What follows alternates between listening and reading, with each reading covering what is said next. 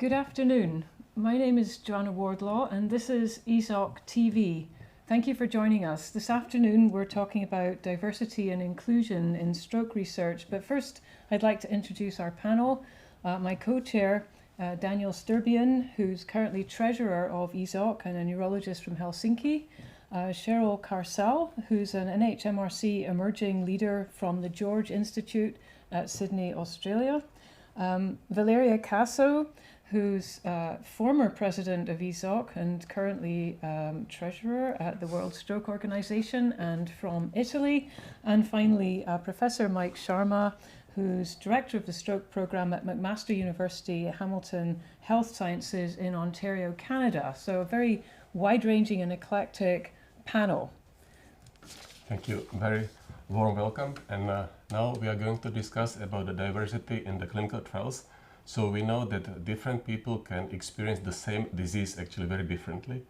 And that is why it's very crucial that we involve people with different backgrounds, different life conditions, educational status, living experiences, age, ethnicity, race, sex, and even sexual orientation, so that basically every single community member can benefit from the science. And now I would like to over to Joanna. Thank you. So Cheryl, this is something that's been a major interest of yours for some considerable time.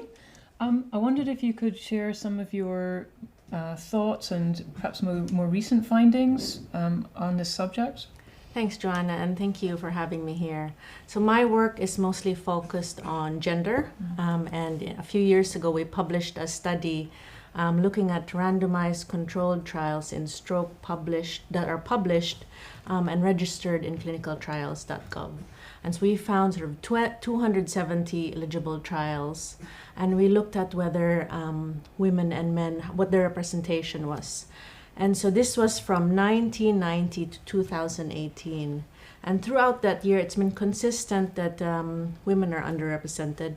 It's 40% of the population. There was a slight increase in 2006, going up to 44%, but basically it's 40%. And so we wanted to look at it a bit deeper now, looking at it by the disease of the population. So we wanted to sort of quantify the sex disparities in clinical trials.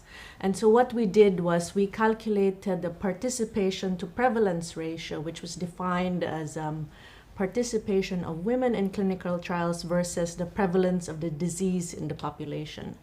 And we found that women were underrepresented compared to their prevalence of the disease throughout, but this was most common in trials of intracerebral hemorrhage, as also we saw today, in trials that enrolled with a mean age less than 70, so younger participants, in trials that had non-acute interventions and rehab trials.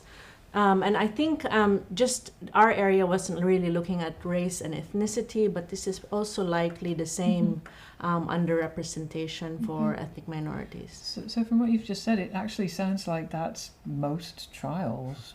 Yes, so a majority of the trials underrepresented women, yeah. Okay, and were there any things that particularly shocked you in that? Unfortunately, no. So I was expecting that there would be underrepresentation, but maybe you're right. I think one of the trials that popped out was that these secondary prevention trials were actually enrolled less women, and you would think that in secondary prevention trials, coordinators are not as rushed to probably explain things, and women would have more time, but this doesn't seem to be the case. So there must be something there that's going on that we need to explore. Okay, I mean, did you have any thoughts? I mean, you mentioned about younger people and the secondary prevention, and also I think the more severe acute. Did that suggest anything about the participant potential willingness to participate or any things like that?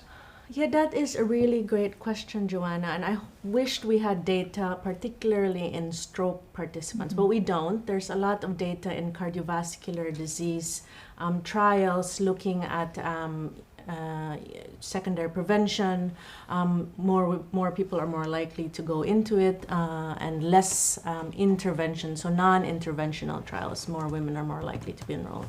Okay, and you mentioned that there was a slight shift in the sort of mid-2000s, I think. Yeah, I cannot explain that. Okay. Yeah, that is difficult. Might need to be looking at a bit more. Okay. Thank you, Cheryl. Now, I may have a question where we can start from Mike. So, what do you think that actually at the moment are the biggest concerns or barriers that are preventing the diversity in the clinical trials? So it's a great question, and I think there are multiple barriers. So Cheryl has spoken eloquently about her work regarding sex and gender, and I think that still needs to be tackled. In prevention trials, where I do most of my work, I think that the time frame actually works against us, because in an acute trial, you have to get every patient you possibly can. Here, all of your internal barriers come up, all of the issues that you think about, biases come into play. So one of the things, that we've been looking at is how to increase diversity in terms of race and ethnicity, which are not biologically defined, but self-defined. One of the things we managed to do in some of our trials, like Oceanic, that Cheryl is collaborating in, is to increase the geographic scope. So we get a more diverse population by going to countries where people are.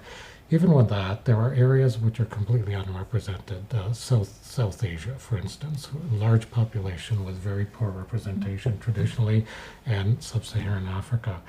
And one of the things we have to remember is that even though these aren't biologically defined states, the health behaviors, interactions with the health system, all of these things which influence outcomes may well be different. May be different for populations in their native countries as opposed to immigrant populations. And I think ultimately, Daniel, what we have to look at are the internal barriers. So I find few people today in our business who say, no, we should not do this. More often what I find are people who are willing but hapless. We just don't know how to go about it. We don't understand why it happens and what we can do about it.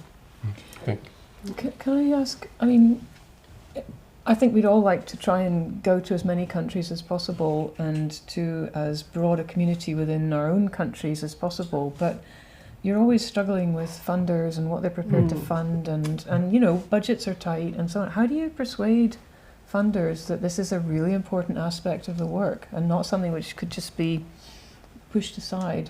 So, one of the advantages we have in Canada is everyone in Canada, apart from a small proportion of the population, is from somewhere else in a very short span of time. So when we talk to our funders, what we say is really, we're talking about the Canadian population, right? That is, we're Italian and German and Finnish and Australian and all sorts of things. So that is really part of it. The other thing we've done at the Institute, at PHRI, is we've pieced together public funding from multiple sources. So we go everywhere we can. There's one of our epidemiologic studies which has 40 different funding sources to go for it. Now this is hard. There's a serious administrative burden on that. It is, but you do what you have to do to get it done. One of the things we'd like to see is more collaboration between national funding agencies, right? So that we could pool our money specifically for this purpose. So I can echo your comment. I went to primary school in Toronto and my class was a total microcosm of the international community. So I get where you're coming from. Actually, Mike, you touched quite important question about the problems of the secondary prevention trial, but sometimes in the acute or hyperacute trial, imagine now we have talking about the diversity, and let's talk about the clinical diversity. Let's talk about the stroke patient with dominant and non-dominant strokes. And of course, if the patient has a dominant stroke, he or she cannot actually, maybe not understand or sign the contract, the consent. So what do you think? There's no question. One of the barriers that we didn't understand until recently that prevented women from getting AIDS is when we set an age cap. So very common in trials to say no one over the age of 80, but women have strokes at a later age. They're less likely to have a spouse or a partner still alive to give consent. And I think that was one of the drivers. Maybe I would have still one question for Valeria. Because Valeria was, as president of ESOC, quite active as well on the European Union level. And there was actually at the end of the January, I think in most of the country was accepted a directive that deferred consent can be used in the trials. So, and you, Valeria, most probably know that in different countries, despite that we are all in European Union, we have actually different policies. So, would you like to comment maybe on? That's a big issue because there's a direction from the European Union, and I think people sit together, discuss the issue, and they implement, like always, the implementation is not working. And this is for me unacceptable because now we should have, this is, I think, the view for Europe. If one country accepts it, then the rest of the country should accept it. We are one continent, not completely homogeneous, but we are almost there. So I think we have all our laws on GDPR, and we are very bureaucratic. So if we have one application, why shouldn't use it for the others? So this is especially research, and what I see, doing research in Europe is becoming a nightmare. So it's really a nightmare. And think about us, because we are stressed that we come to the day that we have finally our trial. Then we have to transmit to our patient, trust us, okay? Because what you said about diversity is mistrust. I never thought about this because I came with my blue eyes, which I do not have. We say this in German. Okay, now I have a trial. I want to include you. People don't trust you, especially if you have a different color. If I'm white, I speak to a patient with a black collar, they don't trust me. They think that I'm trying to give them something to use them. And this mistrust barrier is one of for me, the most important barrier I have to overcome. I learned this from women because women don't trust us. Even if we are women, we try to say, well, listen, to be a female patient is difficult, to treat a female patient is difficult. So then I learned we have to use a special language. But then I want to go further, to diversity. And I found the same pattern, this deep mistrust. Maybe in Canada, where you are more a melting pot, you don't face it. But in Europe, still I see this very high mistrust. Thank you. So, before we go on to talk about the potential role of regulatory authorities and funders and publishers in this, while you were talking, and also Cheryl, one of the things that's often struck me is that, we come to a conference in Europe and we represent many different healthcare systems, and some of them are fee for service, some of them are socialized healthcare systems. Do you have any evidence that participation varies according to the underlying structure of the healthcare system, and that perhaps, in a country where it's either insurance-based or it's fee for service at the point of care, people are put off being in research because they think, oh, this is going to be an extra bill or something like that? Or do you think, on the other hand, that becomes a form of potential coercion to get people to participate when in fact, perhaps they wouldn't? I don't know what your thoughts are. I don't know if there's anything in the literature about that, your experiences. So, if I can start. Yes. The best example we have is Canada and the US, and the Canadian healthcare system is unique in that we have no private payer system, so you cannot do it. It is against the law. And we compare it to the US. We have much higher rates of participation because our patients do not feel that we're there to take advantage of them in any way. It's not to our financial benefit or anything of that nature. The US historically, even internationally compared to Europe, very low rates of participation. And Valeria used the word trust. Talking to my American colleagues, this is a real barrier. So when they approach an appropriate patient, their rate of getting consent is much lower than ours because of this mistrust that's there. With some minority groups, as you mentioned, there's historical mistrust. So Indigenous population in Canada has not been well dealt with historically, and that mistrust is built up. Some of the immigrant populations, depending on their country of origin, do not trust authority, do not trust systems, and so that I think explains part of the gap. And do you still have pockets where the language of origin is the dominant language, and that for some members of that community it may mean that there is more difficulty interacting with the healthcare system? I mean, we certainly experienced that in the UK, where there are large communities of people from various different parts of the world where they may not have integrated quite so well, and at least some members of the family, for various reasons, do not interact with healthcare or other outside influences, and therefore even after quite a number of years they can maybe not be English speakers, and that invokes translation issues and things like that.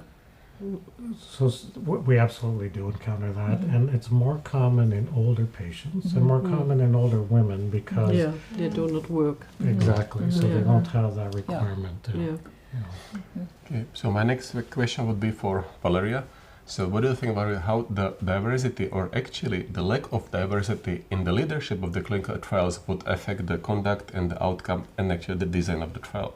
This is a very good point, and again with Oceanic we were very attentive to this. We tried to involve different leaders from different countries that people can recognize Can themselves. you just explain what Oceanic was, just for anyone who's sorry. perhaps not everybody, just generally, briefly? Yeah, asundexian is the factor 11 inhibitor, and it's used in acute stroke, or I'm more involved in the atrial fibrillation trial as let's say prevention treatment for stroke prevention treatment in AF. So what we did when we first designing the steering committee and involving our colleagues, we asked them, we really looked at gender and diversity, because when you look at the face of the one who is talking to you and you recognize yourself, then you feel safe. And you and also to say, we thought about this. Maybe we will not succeed, but we put it. It's one of our, let's say, main aims where we want to reach. And this, I cannot promise you that it will be like we want it to be, but at least it's a step forward in the right direction. So from the point of view of regulatory authorities, and we've touched on funders a little bit already, but also publishers, do you think they're doing as much as they could? Do you think there's more that they could be encouraged to do? I mean, you know, with regulatory authorities, like you say, we just seem to get a higher and higher burden of administrative aspects to do with, you know, clinical trials in Europe. Much of it is obviously very reasonable, but sometimes you sort of feel it's gone a bit too far, and it's bluntly applied across every situation, when in fact, you know, that particular rule may not apply in that situation. I mean, are there efforts to try and encourage overt evidence of gender, you know, addressing gender or ethnic or other disparities in applying for funding, and then also in the regulatory authorities that, you know, you're aware of in any of your jurisdictions? For example, for the Horizon 2020, there needs to be a work package on gender. For example, we're doing the Prestige IF, we have this work package on gender, on adhesion, what are the barriers to physician or for patients to enter the trial. So there's from the part of the European Union, yes, a lot of attention. Again, we do not know how much it will influence, because we know how many of this Horizon 2020 project finished with the right number in the right time. But still, there is something trying to do in the right direction. Publisher, I think the publishers should say only 30% women. It's not acceptable. At least you explain me why. At least you say there are no black population, there are no Hispanic population. Explain me why. No enough in Asian. Explain me why. I mean, there would be situations in which male-female disparity would not be unexpected, because that reflects the prevalence of the disease in the population. Yes, Cheryl. However, one has to be careful, and that doesn't become an excuse. I agree with what Valeria is saying, that it needs to be sort of like a concerted effort with different stakeholders. So you have the funders requiring you to analyze this or to collect this data, but also you have the journals who are requiring you to report them. So it needs to be kind of multi-pronged approach, and Mike would have a lot to say about funders and their success in Canada. You know, CIHR, National Granting Agency, requires all investigators to take a training module in sex and gender, and part of the grant has to explain how you are going to handle it. So what steps you've taken in recruitment and analysis, and why this applies. The FDA now requires that in all of the industry-sponsored trials that this be adhered to and reported. There's a scientific reason for it. You really want the effect size to be correct, so to reflect the population you're treating. The state of Hawaii sued BMS over data in Capri Wow. because they did not include enough of an Asian population, which have a high prevalence of the loss of function allele. Wow. So Wow. that I didn't know clopidogrel this. is When not was that? converted. This was over 10 years ago, Wow. right? So, Really? so the state was funding this drug when a large Okay. proportion of its population would Mm. not have an effect, so it was overstated. Mm. So this has gone to the regulators. New England Journal now requires a table Mm. of how representative your population is with respect to the disease. So that needs to be published. I think all of these steps at every level are going to be important just to remind us of it and have us take steps to change it. Maybe my next question would be for Cheryl. So I know that there is not a clear answer, but I still need to ask. So you think that mostly in the clinical trials we have the inclusion criteria that there cannot be included a woman of a childbearing potential. Sometimes you have age limit, sometimes you have this statement, sometimes there is you need to do a test, which of course takes a minute. Of course there's difference between acute and hyperacute. But you know the definition actually sometimes for the investigators are very complicated. So how would you comment? I think you're right. When you're looking at barriers, there are certain trial-specific barriers. And before, Mike mentioned that there was this age barrier that a lot of trials had, cut-off age less than 80 or more than 80, you can't enroll people. But I think lately there hasn't been any age requirements in most of the trials. So I think we're successful there. At least there. Yeah, exactly. But in terms of women of childbearing age or women who do not take contraceptives, it's a bit more complicated, I think. There is really a lot of push of women who are even pregnant or in childbearing age to be eligible for trials so they can access those treatments later on, because if we have data for these women, then doctors would be more likely to prescribe them. But I think it's a very complicated issue and should be left up to the participant. You need to probably explain all these risks and benefits and let them decide. Thank you.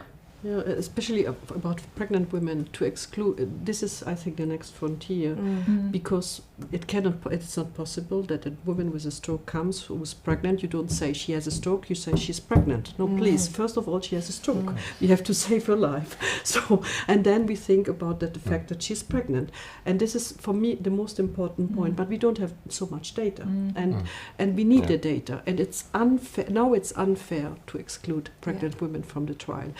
It will be a hard job. Will be very hard. I know it's easy to talk, but then we have regulators and everything. But I remember when I had my son, almost 30 years ago, to get only an antibiotic, it was like, oh God, you cannot take anything. Luckily, something has changed, but this was a nightmare. Nothing, even for headache or for everything. It was, why not? So, just thinking about what more we can do as individuals. I mean, I'm just thinking about the situation in the UK where some of our major funders, because for years there were issues in preclinical research where it was traditional to use all male animals, etc. And then, of course, the results don't apply. And the Medical Research Council and other major funders took quite a strong stance on this and other aspects of preclinical research as well, and now have very predefined information which applicants need to provide, and this is monitored, and people have to go on training courses and so on and so forth. I'm not sure that it's got quite the extent that for a clinical study that is also emphasised. And the other thing is that there's a degree of proportionality. So for a very early phase trial, it might be perfectly reasonable to have a very restricted population, but you kind of rapidly extend out to where you've got a large phase 3 clinical trial, and that's where a lot of what we're talking about really applies to, because it becomes really important to know that your intervention will apply broadly and you're not just extrapolating and making assumptions.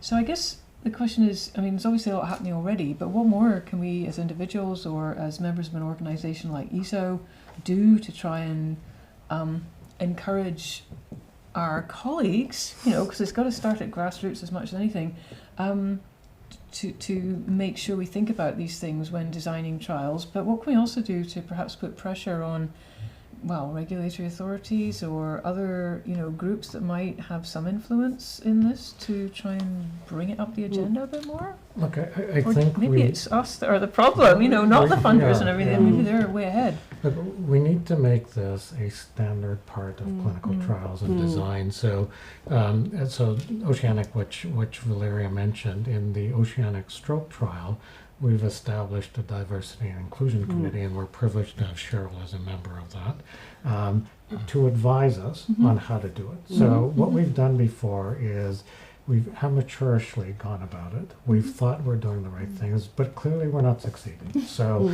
we need a thoughtful, well-designed approach. Our hope is once that trial is done, we'll leave a toolkit, a roadmap behind for trials that follow. And really, Cheryl was saying earlier, it'd be nice to see that committee as part of every trial, like you have a DSMB. And is there anything showing up already that perhaps was a surprise, or that was suggested that maybe you weren't doing already, or that you think, oh, that's a good idea, why didn't we think of that? Anything at all so far, or still work in progress? Maybe I'll let you go, Mike. Well, so we've just started, and so I can't say that. What I will tell you is, in the early going, the proportion of women is dismayingly exactly where it has been. I have actually my last question would be that in the beginning I thought that there has to be a large diversity. I mentioned like living conditions, life experience, which in a broad term means as well people with drug abuse, for example.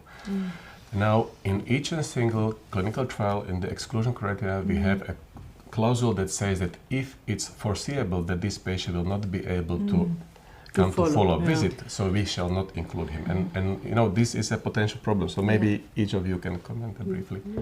I can tell you, Mike, I had to exclude a patient. He is originally from Nigeria with amphetamine use.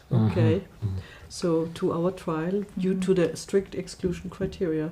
So he is quite compliant. He would come back, but due to the fact that he had drug abuse.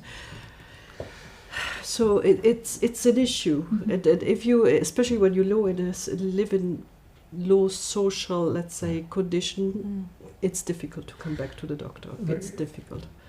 It's a hugely important population. The practical issue is this: is every time you lose a participant, it hurts the study power significantly. That's the point. And funds are limited. So the way we phrase it, by the way, is we don't say if you have addiction issues. What we say is if the investigator doesn't feel that this participant could complete the requirements of the trial, they may be excluded. And so it gives you some latitude. Okay.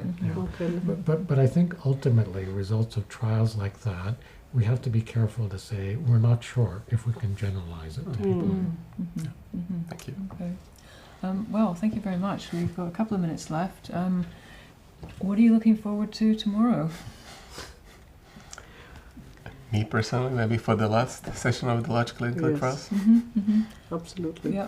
Well, we've had two really interesting sessions so far. Lots Today, of surprises and interesting things, and we had a very interesting epidemiology session this morning, which included matters to do with gender and equality and so on. So I think I kind of feel that there's nothing that's going to suddenly radically change everything overnight. It's a matter of sort of pushing at the envelope and just keep pushing, and then you may get sort of jumps and hops, and suddenly the door will open and it'll become much easier. But I suspect it's more a matter of just we're dealing with society and it's complex. So I guess is there any kind of network that exists? I mean, within your trial, obviously, but anything more broadly that might people are interested in this, or they want to look for information that might help them putting together their next trial? Is there anything you could particularly advise that they should look at, or your model helpful tips? Do you know,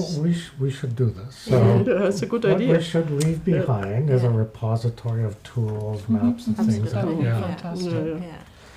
We are planning a couple of publications, but it'd be nice to link it to these things. Okay, well, Great. it's been fantastic hearing about all of that, and may the field continue to move forward in a productive and more inclusive way. So thank you very much all for your participation. Yeah. Thank you. Thank you. Thank you. Thank you. Thank you very for much. having us.